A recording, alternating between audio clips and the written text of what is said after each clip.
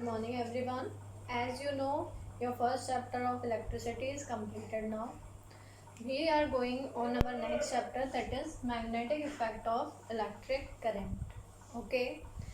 As you know, in 7th class you have read about the effects of electric current. One is the heating effect of electric current and second one is the magnetic effect of current. Clear? सो हमने दो types के effects पढ़े हैं. First one is heating effect and second one is magnetic effect. In our first chapter we just read about the heating effect of current, but in this chapter we just read and widely read about the magnetic effect of current. How should, सबसे पहले तो बात आती है कि ये magnetic effect को invent या खोज किसने की. क्लियर? तो सबसे पहला नाम आता है हैंस क्रिश्चियन ओरस्टेड. ओरस्टेड ने क्या करा, वो अपना एक कोई एक्सपेरिमेंट कर रहे थे इलेक्ट्रिसिटी के हीटिंग प्रोड्यूस से. बट उन्होंने क्या देखा कि अगर उन्होंने एक एक्स वाई कंडक्टर लिया हुआ था, ठीक है, बट उन्होंने उसमें करंट फ्लो कराई, तो क्या हुआ, उसके पास में जो कंपास रखा था, कंपास की निडल उस करंट की वजह से बार बार डिफ्लेक्ट होने लगी. Compass you already know that through which you can know the direction of north and south and other direction. Clear? in this compass the needle is made up of magnet. Clear? And it is freely suspended on a pin. Clear? That's why it is the property of a magnet that it is suspended. When it is freely suspended, it always stops in north south direction. Clear? So what happened here कि पहले तो वो north south में थी, लेकिन जैसे ही उन्होंने current का स्विच ऑन करा तो क्या हुआ, उन्होंने देखा कि ये जो करंट की वजह से निडल थी, निडल क्या होने लगी, डिफ्लेक्ट होने लगी. दैट मीन्स उनको तभी उन्होंने सजेस्ट करा कि हमारी करंट में कोई ना कोई मैग्नेटिक इफेक्ट भी है, जिसकी वजह से ये मैग्नेट जो कंपास में थी उसमें डिफ्लेक्शंस आने लगी. Clear? So from this experiment it is showed that the electric current is also having a magnetic effect. Clear? Now we just understand what is magnetic effect of current in definition. Magnetic effect of current, that means an electric current flowing in a conductor produces a magnetic field in the space around it. Clear?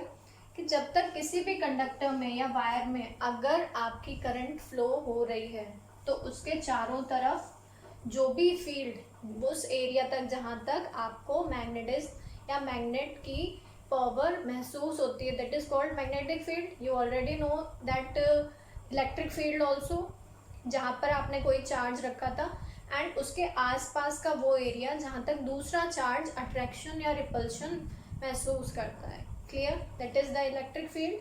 Similar here, what is magnetic field? That is कि अगर किसी wire या magnet के around वो space जहाँ तक दूसरी magnet किसी भी अट्रैक्शन या रिपल्शन पावर को महसूस करेगी, that is called magnetic field of current या magnetic field of conductor.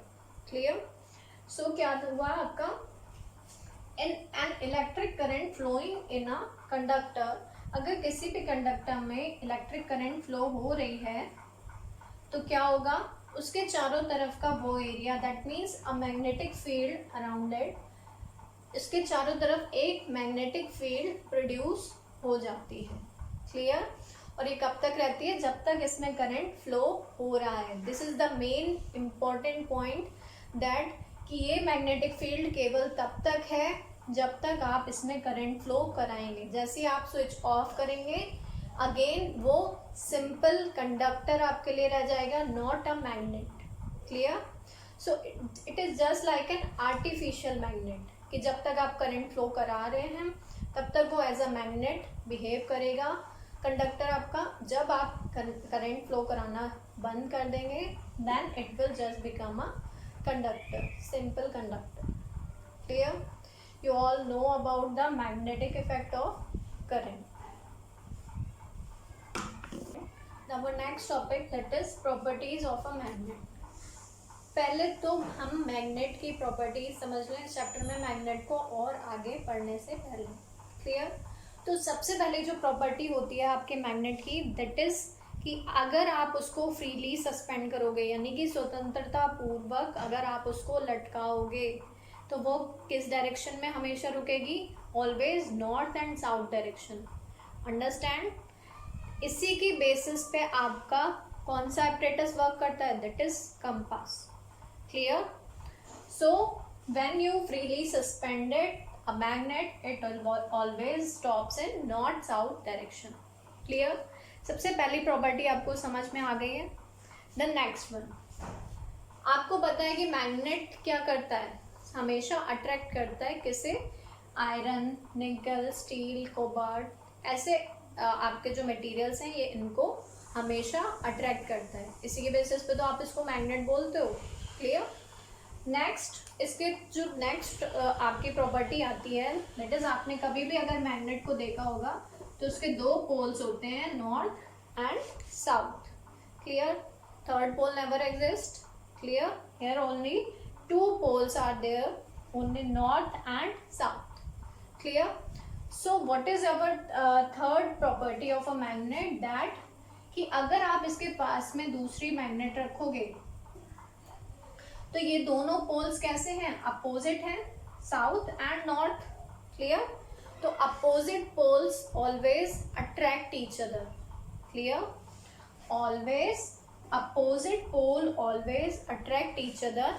But अगर आप यहाँ पर क्या कर दो? सेम पोल कर दो, दो मैग्नेट्स हैं, दोनों के सेम पोल एक तरफ है, तो वो हमेशा क्या करेंगे? रिपेल करेंगे। क्लियर? अंडरस्टैंड?